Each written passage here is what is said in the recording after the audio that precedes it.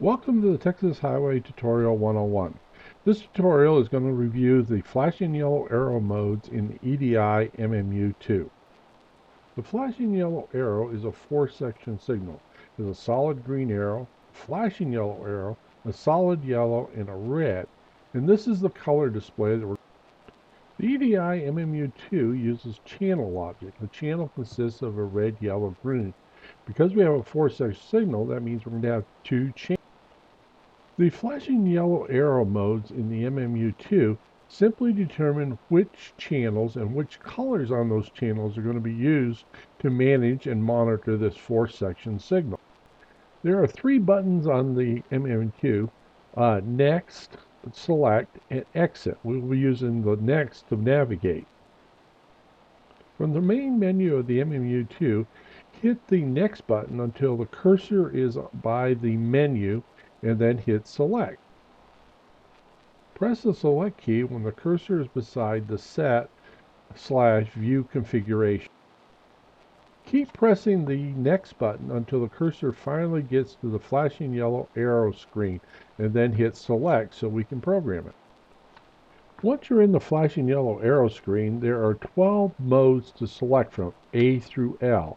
Each of these is predefined what channels and colors on those channels will be used to monitor the flashing yellow arrow. Mode A, we're going to use channels 9 through 12 for the solid red, the solid yellow, flashing yellow, and we're going to use the green output of channels 1, 3, 5, and 7. This will give us our four combinations.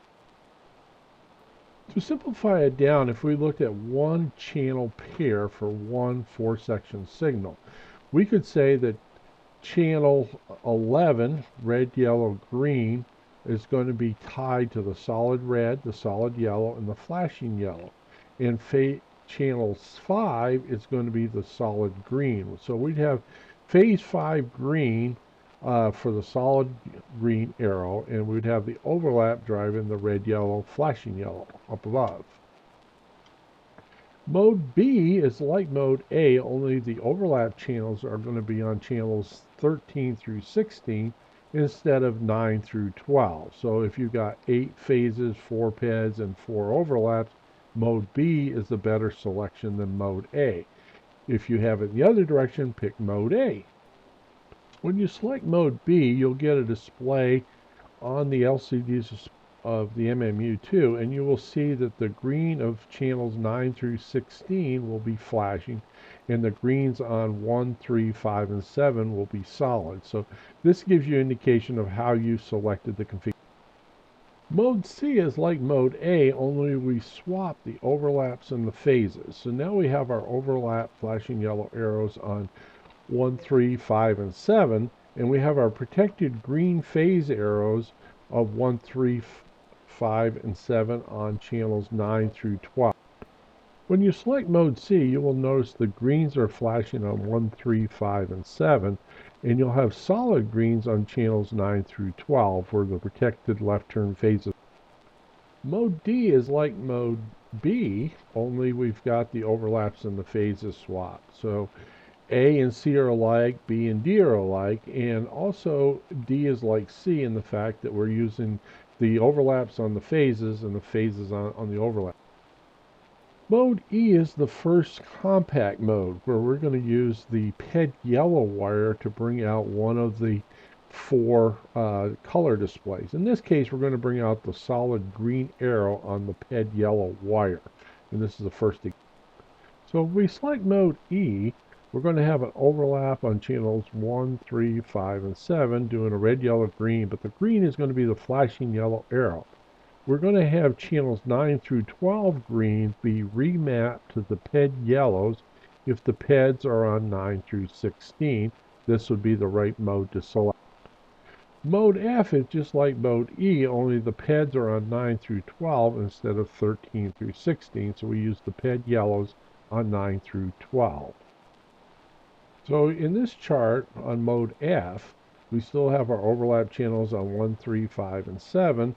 We have our protected arrows on 9 through 16, which are remapped to 9 through 12 yellows. These will be the solid greens on 9 through 12.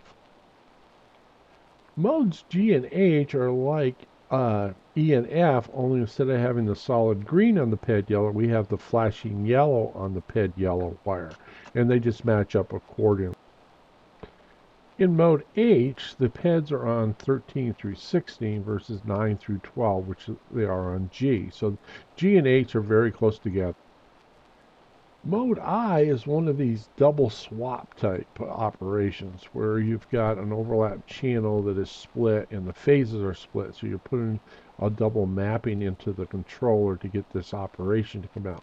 But it does fit nicely in some when you got load switches limitation. This chart shows the mapping of mode I. So we got a flashing yellow arrow on 9 through 12, which we've remapped over to the ped yellows on 13 through 16, and the red and yellow of the overlaps are on. The difference between mode I and mode J is simply where the ped channels are. In mode I, they are 13 through 16. And from this chart, you can compare it to the I chart and see where the peds have switched from 9 through 12 to. In mode K and L, we're going to take the reds and put them on 1, 3, 5, and 7, and the yellows on 1, 3, 5, and 7. And then we're going to take the protected green phases, 1, 3, 5, and 7, and we're going to put the flashing yellow arrows on channels 9 through 12 green. If you select mode K, you will notice that this will be the display down here, and the flashing yellow arrow is going to be, these will be flashing the greens on 9 through 12. And this is the chart for mode K, and we're getting down there. We only have one more to go, L, and we'll finish up this little tutorial. So L is just like K, but instead of having the flashing yellow arrow on greens 9 through 12, it is on greens of 13 through 16. This will be the status display. If you pick mode L, you will notice that the greens on 13 through 16 will be flashing down here, and the solid greens on 1, 3, 5, and 7. All these 12 modes, these are all the different combinations. Basically, you want the monitor to fit the way the cabinet's wired. If you're going to add a flashing yellow arrow to a cabinet, first of all, look at the cabinet, find out where your ped channels are, where your overlap channels are, and then pick the mode that best matches the cabinet. These modes certainly take a lot of the strain and struggle of programming the flashing yellow arrow. Hopefully this was a quick overview and a quick reference for you. The EDI manual has a lot more in-depth information, but hope to see you next time, and we will discuss more flashing yellow arrows. Bye.